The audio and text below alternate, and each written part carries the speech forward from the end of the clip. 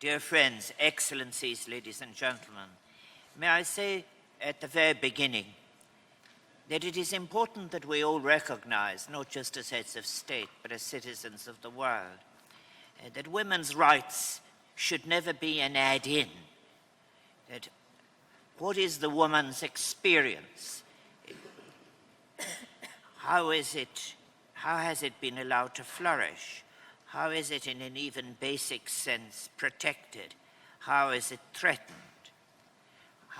What is the answer to all of these questions across periods of time, as we've just heard, in different circumstances, in different cultures?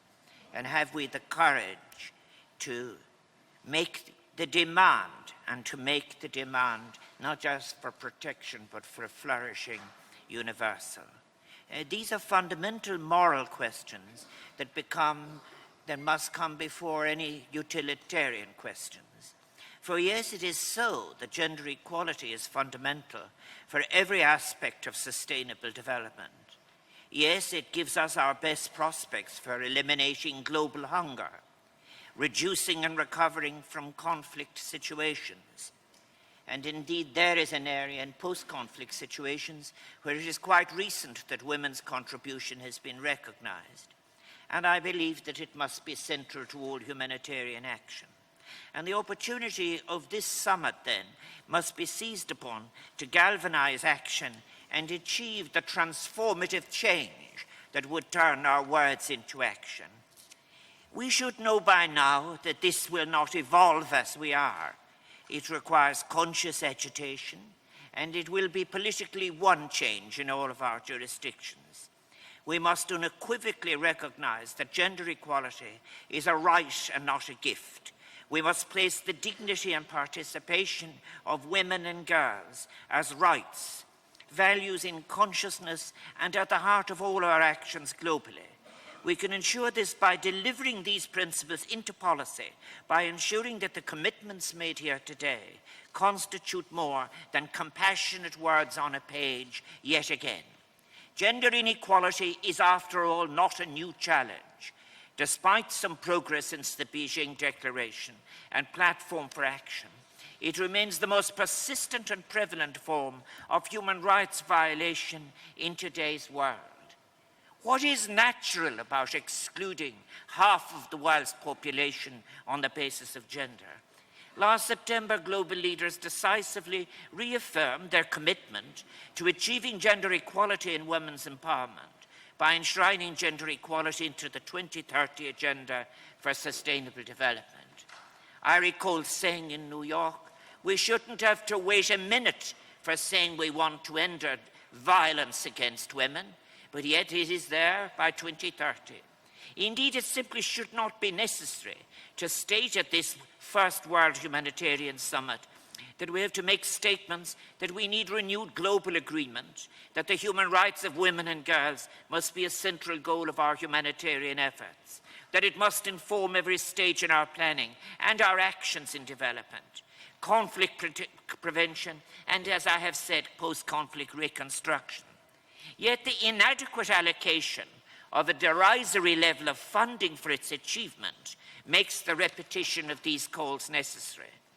A healthy society is by definition unachievable if it is based on the marginalization of women and girls. We cannot achieve the Secretary General's ambitious agenda for humanity, which we have all welcomed, if we are not successful in addressing and eliminating disempowerment, which begins very early in the female child's life, inequality and gender-based violence.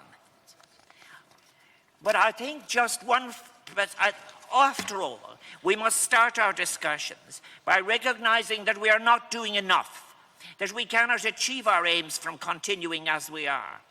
Matters in their worth aspect are in fact worsening. At this moment, rape continues to be persistently used and has increased as a weapon of war. Shameful rates of maternal and infant malnutrition persist in many countries. In others, women have no rights or means of controlling their own fertility. The position of women in transit and their acute vulnerability to exploitation and violence, as well as the vulnerability of their children to denial of basic rights to health and education in Europe and elsewhere, is a cause for the greatest concern.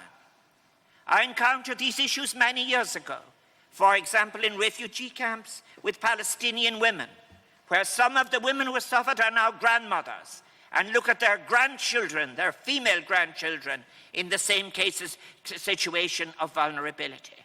Refugees, after all, who were neglected. We must recognize, too, the deep structural problems that underpin gender equality. We must address the assumptions that have left women insecure and powerless on issues of land ownership and control, access to credit, access to safe water and fuel, which are associated with women's vulnerability.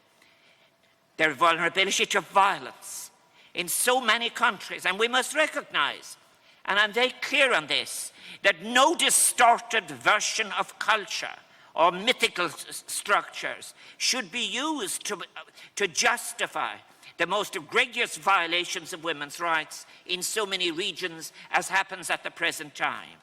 It is in this context of acute and profound need that we have to face the uncomfortable fact that last year just 0.1% of humanitarian funding was spent on addressing gender-based violence. That calls our words surely into question. I think in relation, finally, we must start our discussions. We must therefore make a set of commitments that are very, very important. I was honoured last year to be asked as President of Ireland to accept the invitation to be a champion of UN Women's He for She campaign. In that context, I wish to convey a simple and essential message. Men must demonstrate leadership to achieve gender equality. In Ireland's territory, we will, in Ireland, honour all of the commitments we are being asked at this conference. And we will be willing to add some of our own commitments at the other sessions to those, particularly in relation to all of the issues that I have mentioned, in relation to the protection of women, in relation to nutrition, and in relation to education, and in particular in relation to women and girls at risk. Thank you.